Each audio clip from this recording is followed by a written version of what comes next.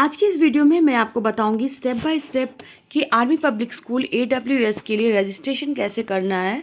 Already इसकी registration start हो चुकी है और लास्ट डेट जो अप्लाई का है वो है 28 जनवरी। सो 28 जनवरी के पहले आपको अप्लाई करना है। और जो स्टार्टिंग डेट थी 7 जनवरी से स्टार्ट हुआ था, 28 जनवरी इसकी लास्ट डेट है जहाँ तक आपको अप्लाई कर देना है। और ऑनलाइन एप्लीकेशन फॉर्म फिल करने का वही डेट है। आपकी स्क्रीनिंग टेस्ट ऑनलाइन मोड में की जाएगी 19 to 20 फरवरी को और रिजल्ट डिक्लेयर कर दिया जाएगा 28 फरवरी को। तो ये सारे स्टेप बाय स्टेप मैं बताऊंगी रजिस्ट्रेशन कैसे करना है। और एक और इस बार नया ऑप्शन आया है कि आप एग्ज़ाम अपने घर से भी लिख सकते हो, तो उसके बारे में भी बात करेंगे आज की इस वीडियो में। Hello everyone, welcome back to the channel. आज के इस वीडियो में हम लोग देखते हैं कि कैसे अप्लाई करना है आपको आर्मी पब्लिक स्कूल के लिए, रजिस्टर कैसे करना है। कई सारे स्टूडेंट कंफ्यूज हो रहे हैं कि उनको अप्लाई करना है 2-3 पोस्ट के लिए, लेकिन वो कर नहीं पा रहे हैं। तो पहले मैं आपको बता दूं, ये हम ऑफिशियल वेबसाइट पे आ चुके हैं और इस वाली वेबसाइट पे आने के बाद आपको यहाँ जाके क्लिक करना है, क्लिक हियर टू रजिस्टर। यहाँ पे क्लिक करते ही आप रजिस्टर का पेज ओपन हो जाएगा।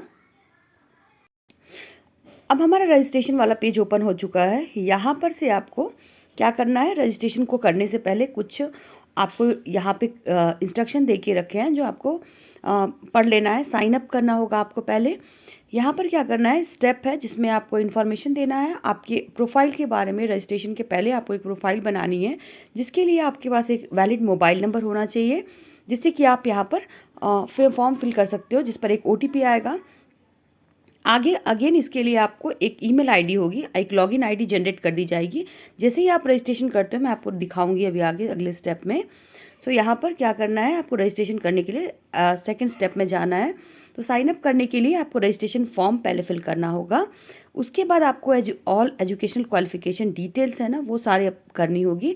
फिर आपको रेडी रखना है एक पासपोर्ट साइज़ फ़ोटोग्राफ, जो आपका JPG फॉर्मेट या फिर PNG फॉर्मेट में 50 KB के मिनिमम साइज़ होना चाहिए। 50 KB से अंदर का आपको सिग्नेचर एक रेडी रखना है JPG और PNG फॉर्मेट में 50 KB के बिलो होना चाहिए साइज़, उससे बड़ा नहीं होना चाहिए।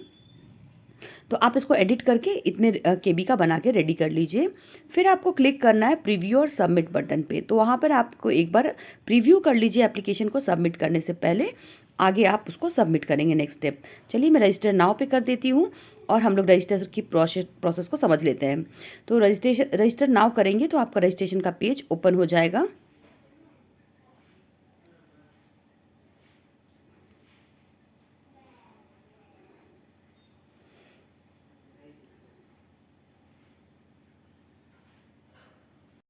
रजिस्टर नाउ का बटन क्लिक करने पर आपका ये पेज ओपन हो जाएगा, जहाँ पे स्टार मार्क जो है वो सारे मैंडेटरी हैं, तो उनको आपको फिल करना है।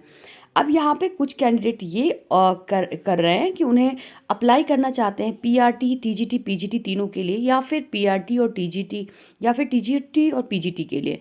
लेकिन आप क्या सोच रहे हैं कि आप अलग अलग सेपरेट एप्लीकेशन करेंगे, तो ये पॉसिबल नहीं है। आप सिर्फ एक ही पोस्ट के लिए अप्लाई करना है आपको। तो ऐसा आप कर सकते हो, जैसे यहाँ पे आपको सेलेक्ट करने का ऑप्शन आ रहा है ना, तो आप PGT या फिर TGT जिसका भी आप अप्लाई कर रहे हो, तो आप एक लेवल हाई का अगर आप PRT के लिए रेडी हो तो आप TGT सेलेक्ट कर दो। क्योंकि इसमें क्या होगा कि अगर आप TGT में सब्जेक्ट वाला पेपर आपका क्वालिफाई नहीं हो पाता है, यानी कि पेपर B क्वालिफाई नहीं कर पाते हो, तो आपकी जो स्कोर कार्ड होगी वो PRT के लिए बन जाएगी। लेकिन अगर आपने PRT किया और PRT क्वालिफाई नहीं होता तो आपके पास कोई स्कोर कार्ड नहीं आएगी। तो अगर आप PGT के लिए एलिजिबल हो, अगर आपने PGT के लेवल की तैयारी कर रखी है, तो बेशक आप PGT के लिए अप्लाई कीजिए।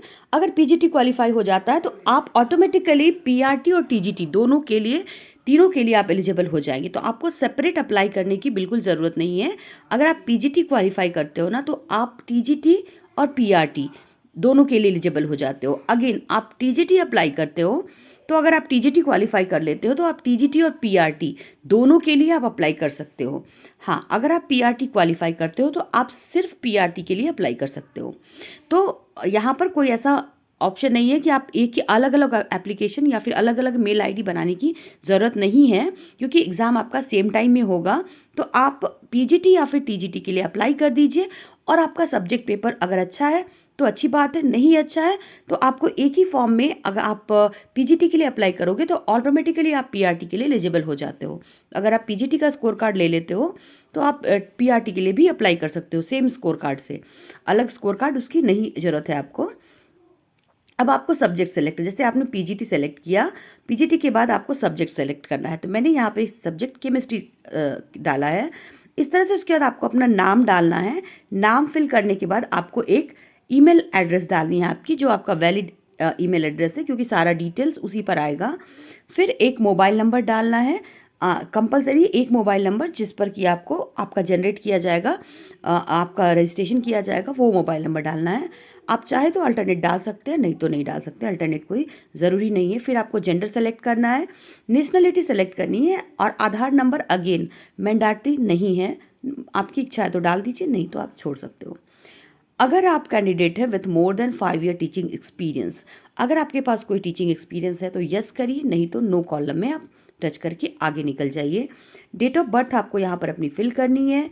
अगेन आपका जो एज है ना, ये अपने आप ऑटोमेटिकली कैलकुलेट होके आ जाएगा। जैसे ही आप अपना डेट ऑफ बर्थ डालेंगे ना, तो ये ऑटोमेटिकली कैलकुलेट होके वापस ये यहाँ पे फिल हो जाएगा। तो इस तरह से आपका रजिस्ट्रेशन हो जाएगा। रजिस्ट्रेशन होने के बाद आपको फॉर्म फिल करने के लिए आप एलिजिबल हो जाते हो, जो बाकी डिटेल्स आपके फॉर्म में आपको डालना रहेगा। तो ये छोटी सी प्रोसेस थी, आप किस तरह से रजिस्ट्रेशन कर सकते हो। अगर आपको कोई भी प्रॉब्लम आ रही है, अगर आप अप्लाई करना चाहते हो 2-3 पोस्ट के लिए, तो मैं फिर से बताना चाहूँगी, आप सिर्फ एक ही पोस्ट के लिए अप्लाई कर सकते हो। तो ऐसे में आप क्या करोगे कि आप हाई लेवल वाले पोस्ट के लिए क्लिक करोगे और आप सारे लो लेवल के लिए ऑटोमेटिकली एलिजिबल हो जाते हो। अगर आपके पास पीजीटी की स्कोर कार्ड है तो अलग से आपको पीआरटी के देने की कोई ज़रूरत नहीं है। पीजीटी के स्कोर कार्ड से आप अप्लाई कर सकते हो पीआरटी और टीजीटी दोनों ही पोस्ट के लिए। तो आपकी अगर तैयारी ठीक है तो आप पीजीटी के लिए कीजिए, नहीं भी ठीक है तो भी आप कर सकते हैं, आपका कोई नुकसान नहीं है, क्योंकि आपने पीजीटी के लिए अप्लाई किया है। तो आप पीजीटी नहीं भी निकाल पाते हो तो आपका पीआरटी या टीजीटी निकल जाएगा, तो आप उसके लिए एलिजिबल हो जाते हो। सेम बात है, टीजीटी के लिए आप अप्लाई करते हो ना, तो आप टीजीटी का सब्जेक्ट पेपर क्लियर हो जाता है तो आप टीजीटी के लिए अप्लाई कर सकते हो। हाँ, यहाँ पर आप पीजीटी के लिए पीजीटी के लिए आप अप्लाई नहीं कर सकते हो अगर सीएसबी स्कोर कार्ड नहीं है तो। लेकिन टीजीटी का स्कोर कार्ड है तो आप पीआरटी और टीजीटी दोनों के लिए ही अप्लाई कर सकते हो, कि जिस भी स्कूल में आप अप्लाई कर रहे हो आपको प्रायोरिटी दी जाएगी। आप पीआरटी के लिए भी, जो आप टीजीटी क्वालिफाई कर लिया आपने तो बिल्कुल भी कंफ्यूजन नहीं रखना है, आपको सिर्फ एक ही अप्लाई करना है। मल्टीपल एप्लीकेशन की ज़रूरत नहीं है और वो लिया भी नहीं जाएगा, आपका रिजेक्ट हो जाएगा। क्यों, और अलग अलग मेल बना के करने से कोई फ़ायदा नहीं है, क्योंकि आपका एग्ज़ाम जो होगा सेम टाइम में होगा। आपको, अगर आपने पीआरटी के लिए किया है तो आपको सिर्फ एक ही पेपर दिया जाएगा, पेपर ए। अगर आपने टीजीटी या पीजीटी के लिए किया है तो आपके 2 पेपर दिए जाएंगे, पेपर ए, पेपर बी। तो इस तरह से आपको अलग अलग सब वहाँ पर टाइम नहीं दिया जाएगा, तो आप एक ही किसी भी एक चीज़ के लिए अप्लाई करें। अगर आप पीजीटी लेवल की अप्लाई करना चाहते हो तो पीजीटी के लिए करें, बेशक करें, आप पीआरटी के लिए ऑटोमेटिकली एलिजिबल हो जाते हैं। आशा करती हूँ मैं आपके डाउट को क्लियर कर पाई होंगी। अगर अभी भी आपको कोई भी डाउट है तो आप कमेंट में लिखिए, मैं आपको सेपरेट वीडियो प्रोवाइड कराऊंगी उससे रिलेटेड। जल्दी मिलती हूँ नेक्स्ट वीडियो में। Till then good bye and take care. Thanks for watching.